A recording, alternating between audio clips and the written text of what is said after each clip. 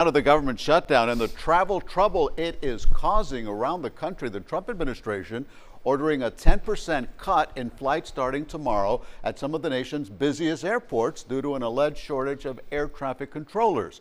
Among those affected, Miami International and Fort Lauderdale Hollywood International airports. And that's where we find CBS News Miami's Ted Scouten live at FLL with the impacts we could be facing. Fewer flights here, Ted, right?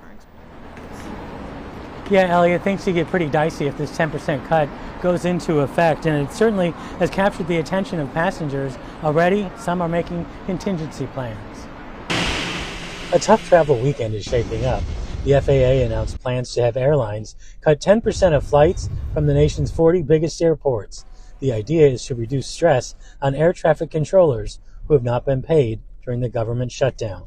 Yeah, we are headed to Syracuse to visit some family, and we are a little bit concerned about there being cancellations and delays. Diana and Jackson are flying out today and coming back in a week.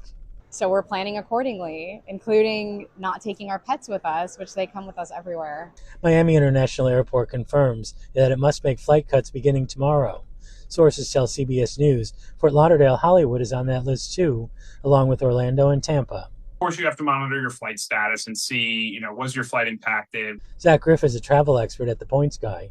He said airlines will have to figure out what flights to cut, looking for the least impact on passengers. What the airlines mean by that typically is those are the regional flights that are flying to some of the smaller destinations that are on smaller planes. Griff says one thing this cut will likely bring are higher ticket prices just in time for Thanksgiving. Moreover, with less capacity in the system, with airlines taking out supply, we are all going to see higher fares. And that's just a simple kind of economics 101. And as this drags on, I expect that to probably be a bigger story than the cancellations themselves.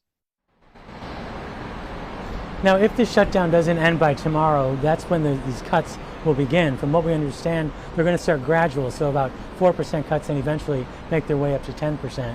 I did check FlightAware to see if anything's going on yet with our airports here. Fort Lauderdale Hollywood has 11 flights that are canceled so far for tomorrow and 8 at Miami International. Live at FLL, Ted Scouten, CBS News Miami.